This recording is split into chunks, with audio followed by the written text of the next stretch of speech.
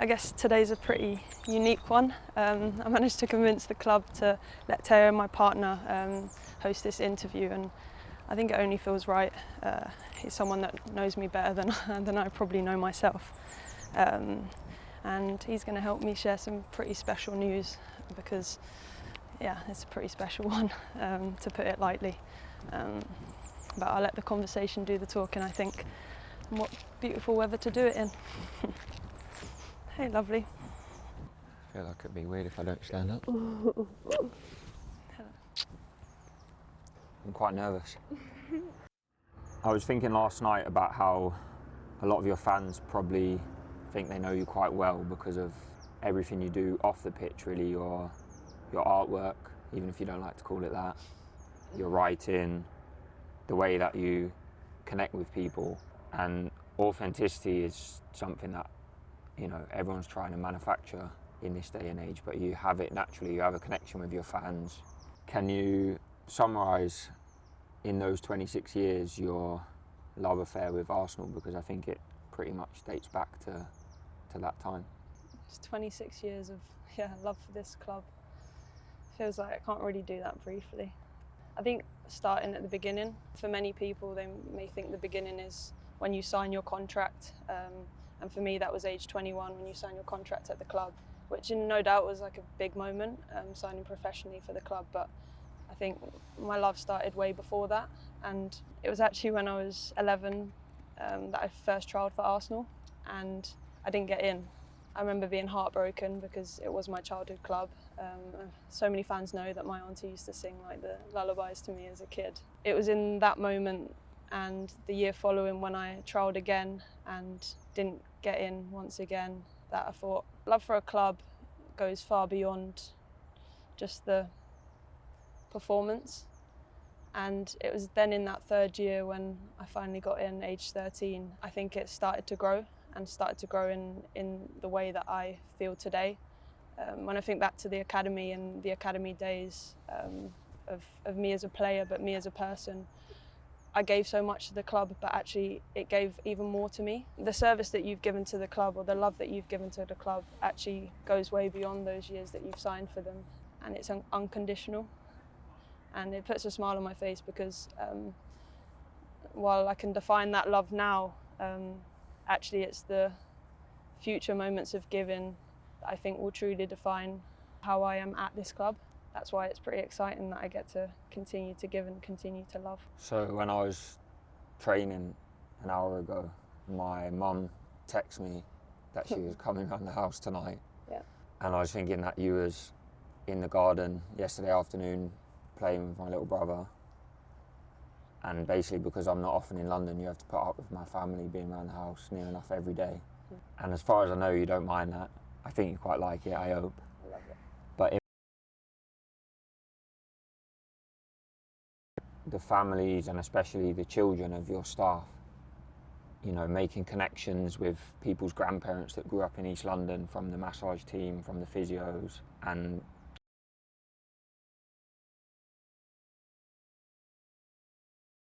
make you think of the thought that every time that you play for this club, you're actually taking all those people with you. Yeah, I mean, it's perfectly encapsulated by whenever I play at the Emirates now. I have a box full of family, your family, my friends. This club isn't just, I think, beginning and ending with me as a football player. It starts and is ebbing and flowing every day.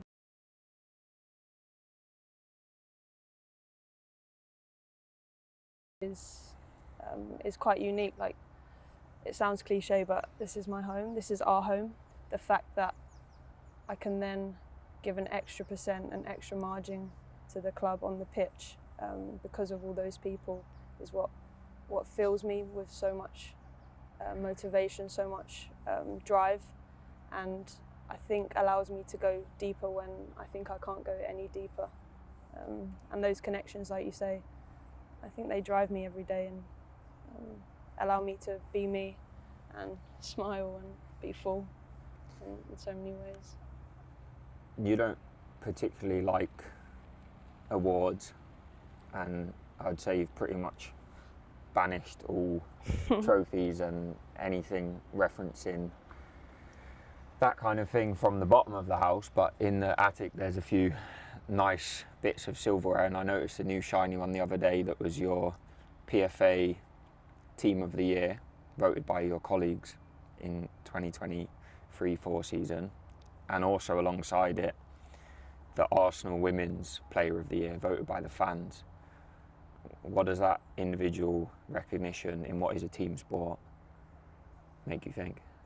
Yeah, you know me, I don't like speaking about myself or shouting about myself, but I think those two awards from last season, I think the fact that it's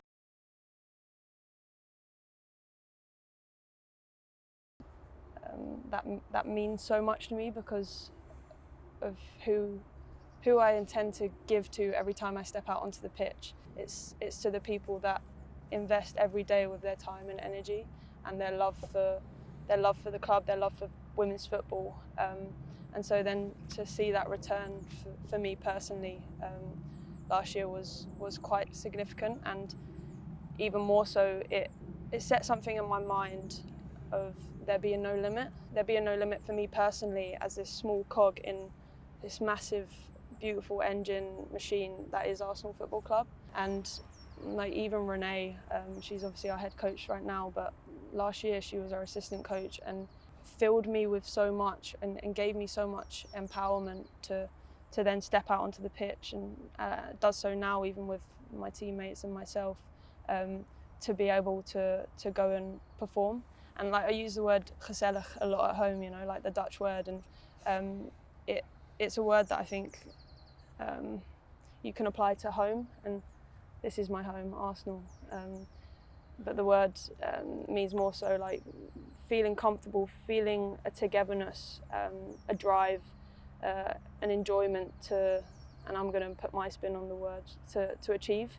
And individual accolades is one thing, but winning is another. And it's something that with this future, I'm not going to shy away from, and I'm going to make my own, thinking about going into my peak years, which is an exciting prospect. Peak years, I think that's really the exciting thing for me as your partner, and watching you go through the last 4 or 5 years of your career is that it all feels like it's building to this point, and you're not alone in that. I think that's also something that has naturally come together with having friends and colleagues, peers around you of a similar age, of a similar part of their career. Do you think that's exciting as well? It puts a smile on my face because I get to step out onto the pitch with some people that I've got so much history with, you know, like Vic, Alessia, Foxy, Daphne, Chloe. Like these are a core part of this team. Like you say, all in their peak years like myself. Like the culture of this team, the culture of Arsenal is so tight, it's so family driven, it's so connected, not only with the players but with the fans also. So much so that you then add in the idea of like having peak years on your doorstep, having such amazing facilities, having the investment of the club. Like that thought can only, I think, lead to success. And whatever that success may look like, I think in that changing room we all know what that success is. But when I look into Les's eyes and know everything we've been through in the past, and I think it makes me quite emotional, everything we've been through in the past, but actually everything we want to achieve, you kind of don't really need to put it into words. That feeling, you bottle it up, you feel it so deep inside you. That's the feeling you revisit every time you step out onto the pitch. And actually, heck, every time we step out onto like the training pitches here, that feeling is something that, yeah, going into the next years of my career, I want to tap into every single day. And I know that actually being able to do so will allow me to hit some pretty high highs. So you were there the other night, you were buzzing after it. Radio 4 described it as surely the best night in the Emirates Stadium's 20-year history. You yourself have already experienced some amazing Champions League nights playing at the Emirates. I want you to walk the fans through your dream Arsenal match day, which I get to see occasionally, but they obviously don't really get to see how it goes. This is a nice one. So then I think the day of a match day actually starts the night before. I prep my mother, and for those that know, the mother is the sourdough mother. I prep her because I like to bake on game day. It's really therapeutic for me. But I prep the mother the night before, have a good night's sleep. I'm a 9-hour girl, you know that. And I like to wake up to bright sunlight, so I always open the blinds, go down to the kitchen, have a nice slow coffee, enjoy the sunlight. Hopefully it's sunny. You can't always count on that in London. 3 different liquids. We've got kombucha, the coffee, and the cup of tea, homemade kombucha. And I always go for a walk after that. A walk, and then I do my yoga. And I make my way, meet up with the team on Upper Street. And I think those moments before that morning, that afternoon, they set me up for the evening of getting locked in. I love the bus journey that we have towards the Emirates with the team. You see so many fans going by, and getting to the Emirates, everything locks in. Walking through that front door, there's always fans greeting us, little kids and Gunnosaurus. Again, moments that I've always dreamt of as a kid. And stepping out onto that grass over the white lines with my teammates, all with that common goal of winning a game. I think my favourite Emirates moment so far is definitely that Wolfsburg game. And I think back to moments in a game of I can literally dream of the Jen header, everything she's been through, the cross that I made to her, the goal. I love seeing my teammates score, and I love celebrating them. I love the connection with the fans, hearing their cheers, hearing a full stadium. That's a dream for me. The World Cup was awarded to England in the last couple of weeks, in 2035. The WSL has obviously entered a new chapter, so to speak, and is growing every year. It's clear that eyes are on English women's football all over Europe and all over the world. How do you see the next 10 years of women's football? Firstly, I think I feel incredibly grateful, and I feel like I've got an unbelievable opportunity to have an impact on that future.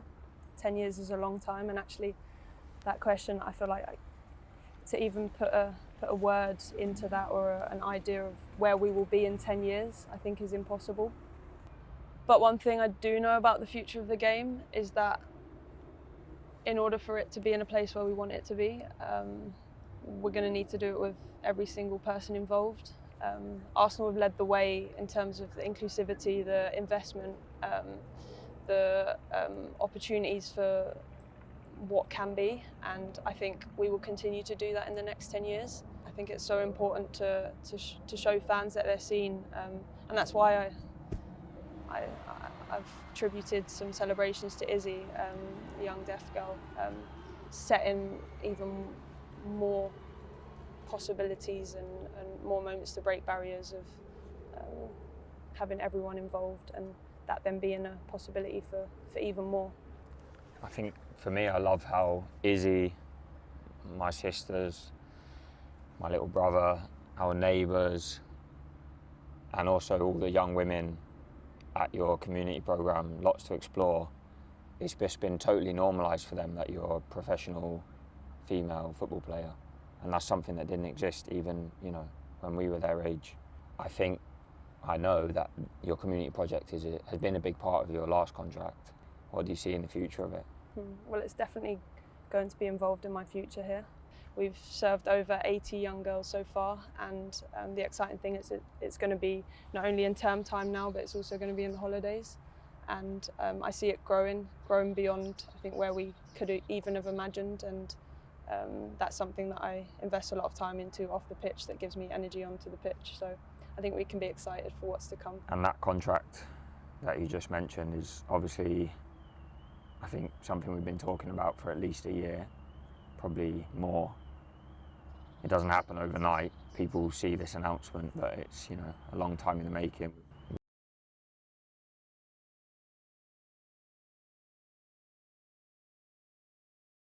I feel like I'm part of the club and the club is part of me. It's taken almost a year. I think the conversations that we've been having, the questions that I've been asking myself of where do I want to be, what do I want to give, and how am I going to do it? It makes me emotional, and you've seen that like over these last few weeks. Some tears. Yeah, some tears. Everything to the people at this club, everything within me that I know I can give and can continue to give is a possibility and an opportunity that I'm going to grab with everything that I can. And I think I'm going to do it in a way that is me, in a way that has no limits and is going to see me take on even more than I've ever taken on before, and that makes me excited.